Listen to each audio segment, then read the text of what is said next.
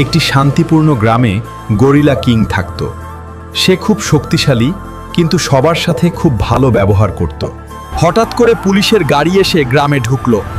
Siren বাজছে, সবাই অবাক। পুলিশ গরিলা কিংকে ঘিরে ফেলল এবং তাকে গ্রেপ্তার করল। তারা ভাবল সে বিপজ্জনক। বড় বড় শিকল পরিয়ে তাকে পুলিশের গাড়িতে তোলা হলো। গাড়িটা তার ওজনে কাঁপছে। থানায় একটি বিশেষ মজবুত সেলে গরিলা কিংকে বন্দী করা হলো।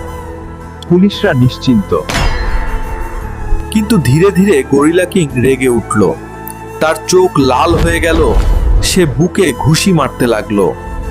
প্রচন্ড রাগে গরিলা কিং সেল ভেঙে বেরিয়ে এলো। থানা কাঁপতে কাঁপতে ধ্বংস হয়ে গেল। পুলিশ আর গ্রামবাসী সবাই হতভম্ব হয়ে দেখছে আর হাসতে হাসতে পেট ব্যথা।